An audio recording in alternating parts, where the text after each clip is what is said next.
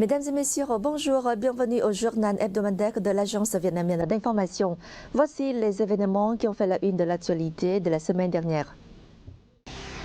Le président de l'Assemblée nationale du Vietnam, Trần Thanh Mẫn, son épouse, une délégation vietnamienne de haut rang, ont effectué une visite officielle à Singapour du 1er au 3 décembre. À Singapour, Trần Thanh Mẫn a rencontré le président singapourien Tharman Shanmugaratnam, le premier ministre Lawrence Wong et s'est entretenu avec le président du Parlement singapourien Xi Jinping. Les dirigeants des deux pays ont convenu de continuer de se coordonner étroitement pour porter bientôt les relations bilatérales vers de nouvelles hauteurs.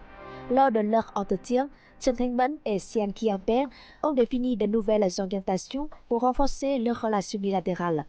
Ils ont affirmé que la coopération économique et commerciale demeurait un pilier important des relations bilatérales, souligné la nécessité d'accélérer la mise en œuvre des accords économiques bilatéraux, en particulier dans les nouveaux domaines de croissance tels que l'économie verte, l'économie numérique, l'énergie propre, la cybersécurité, l'innovation, ainsi que d'autres domaines clés de l'accord cadre sur la connexion des deux économies. Les deux parties ont réaffirmé leur engagement à renforcer la coopération dans des domaines traditionnels tels que les infrastructures, le tourisme et les échanges entre les peuples. Les deux dirigeants ont souligné la nécessité de mettre en œuvre de manière efficace l'accord de coopération parlementaire en encourageant les échanges entre les parlementaires des deux pays. Lors de sa visite à Singapour, Trần Thanh Mẫn a rencontré de grands groupes singapouriens investissant et opérant au Vietnam. Le président de l'Assemblée nationale, Trần Thanh Mẫn, son épouse et 8 autres générations vietnamiennes les accompagnant ont effectué une visite officielle au Japon du 3 au 7 décembre. Lors de l'entretien à Tokyo entre Trần Thanh Mẫn et le président de la Chambre des représentants du Japon, Nukaga Fukushiro, les deux parties se sont engagées à renforcer davantage la confiance politique bilatérale, à approfondir la coopération dans tous les canaux du parti, du gouvernement, de l'Assemblée nationale et des échanges entre les peuples. Elles ont convenu de renforcer la coopération parlementaire en augmentant les échanges entre les commissions spécialisées, les groupes d'amitié des parlementaires et les jeunes et les femmes parlementaires. Les deux parties ont également convenu de promouvoir la collaboration dans les domaines de la sécurité et de la défense. Le Japon a affirmé son soutien au Vietnam dans la gestion des conséquences de la guerre et dans les opérations de secours et de sauvetage en cas de catastrophe. Trần Thanh Mẫn s'est aussi entretenu avec le président de la Chambre des conseillers, Sekiguchi Masakazu. Les deux parties ont souligné l'importance de renforcer les liens culturels et touristiques, les échanges interpersonnels et la connectivité entre les localités. Ils se sont déclarés satisfaits de la signature d'un accord sur le renforcement de la collaboration législative bilatérale et multilatérale. Ils ont également convenu de renforcer les échanges entre parlementaires, en particulier les jeunes et les femmes parlementaires. Au Japon, Trần Thanh Mẫn a aussi rencontré le Premier ministre japonais Ishibashi Yegu, le président du parti Komeito du Japon, le président du Parti communiste du Japon et d'autres responsables japonais. Il a aussi participé à la célébration des 30 ans de la première ligne aérienne directe Vietnam-Japon. Le 1er décembre, le secrétaire général du comité central du Parti communiste du Vietnam, Tô Lâm, a eu un entretien virtuel avec Thong Lô Sisulit, secrétaire général du comité central du Parti populaire révolutionnaire du Laos et président du Laos. Tô Lâm a souligné que les relations Vietnam-Laos constituèrent une priorité de premier rang dans la politique étrangère du Vietnam, l'une des tâches stratégiques d'une importance vitale pour la cause révolutionnaire, la construction et la défense de la patrie du peuple vietnamien. Il a affirmé que le Vietnam soutenait toujours le Laos dans ses efforts de construction et de développement. Thong Lô Sisulit a affirmé l'importance et les significatives stratégiques des relations Vietnam-Laos et a souligné qu'elle était un facteur décisif pour la sécurité et le développement de chaque pays. Le Laos continuera à faire de son mieux pour préserver et développer ses relations spéciales afin qu'elles se développent de mieux en mieux.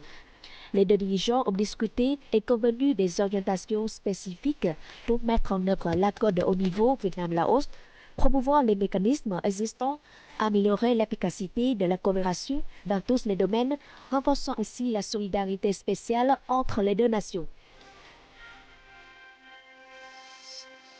Le journal Rangmar, organe officiel du Parti communiste de Cuba, souhaite échanger des expériences avec l'Agence vietnamienne d'information dans les domaines de la transformation numérique et de l'application de l'intelligence artificielle pour moderniser le système de production et de distribution de l'information.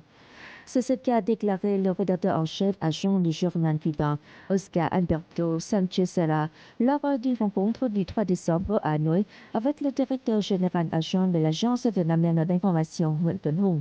Oscar Alberto Sanchez Serra a souligné que son journal a toujours été à la pointe de l'innovation en matière de modèles éditorial, cherchant constamment à développer de nouvelles approches du journalisme. Ghana entend élargir sa voix sur les réseaux sociaux ainsi que sur d'autres plateformes pour lutter contre les informations diffamatoires émanant de forces hostiles. De son côté, Nguyễn Tuấn Hùng a souligné que la VNA promouvait les outils numériques pour moderniser ses processus de production et de distribution et mettait l'accent sur le développement de produits hautement interactifs au service du journalisme numérique et en les diffusant sur de multiples plateformes. En particulier, la VNA met également en œuvre une série de nouveaux services d'IA pour améliorer la qualité et l'efficacité de la diffusion de l'information, a-t-il noté. À cette occasion, la délégation du journal Ranma a visité plusieurs unités de la VNA pour étudier leur modèle de fonctionnement.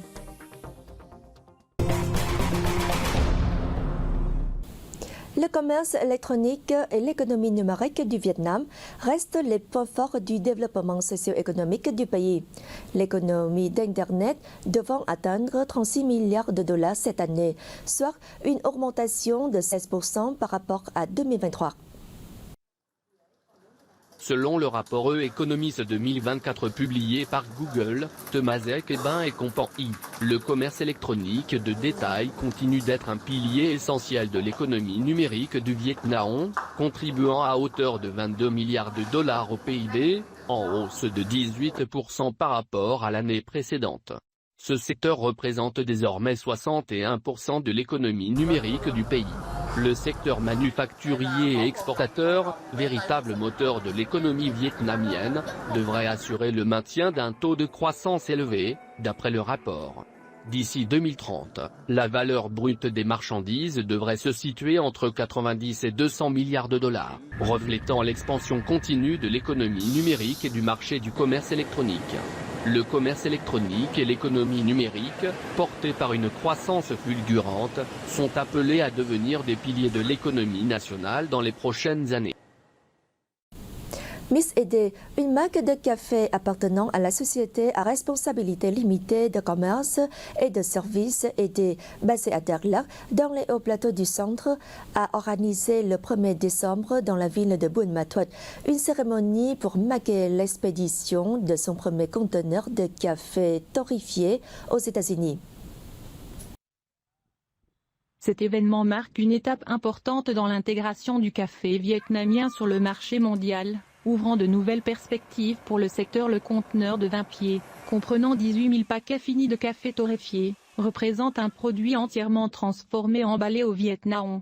Le café a été fermenté pour répondre aux normes de l'Agence américaine des produits alimentaires et médicamenteux des États-Unis, avec des grains provenant de régions agricoles durables certifiées par le règlement européen contre la déforestation. Grâce à son partenariat stratégique avec Simexco Dac-Lac, Miss Ede a réussi à exporter son café vers l'Illinois, où il sera distribué dans les grandes surfaces locales. Cette collaboration marque une étape importante dans la pénétration du marché américain. Cette première exportation marque un tournant décisif, annonçant un avenir prometteur pour les exportations de café transformé vietnamien et ouvrant de nouvelles perspectives de développement pour le secteur. Le nouveau musée d'histoire militaire du Vietnam, situé dans l'arrondissement de Nam Tu Lien à Hanoï, a ouvert ses portes au début de novembre, jouant un rôle central dans la transmission et la valorisation du patrimoine historique militaire de notre nation. Le musée, situé à cheval sur les quartiers de Taïmo et d'Emmo, a commencé sa construction en 2019. Les 4 étages et le sous-sol couvrent une superficie de plancher de près de 23 200 mètres carrés. Le musée conserve actuellement plus de 150 000 artefacts, dont 4 trésors nationaux. Le musée propose un parcours immersif à travers 6 thèmes distincts, invitant les visiteurs à découvrir, de manière interactive, l'épopée de la lutte pour l'indépendance nationale, depuis les origines du pays jusqu'à nos jours à l'extérieur. Elle présente une collection impressionnante d'armements, allant des canons aux avions de combat, en passant par les chars et les pièces d'artillerie. Le bâtiment principal a une superficie totale de 64 640 mètres carrés et une hauteur de 35,8 mètres.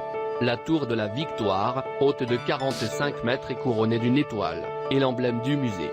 Le symbole de la goutte d'eau, omniprésent dans l'architecture, évoque la longue histoire de construction et de défense du Vietnam de l'époque des rois fondateurs au XXe siècle.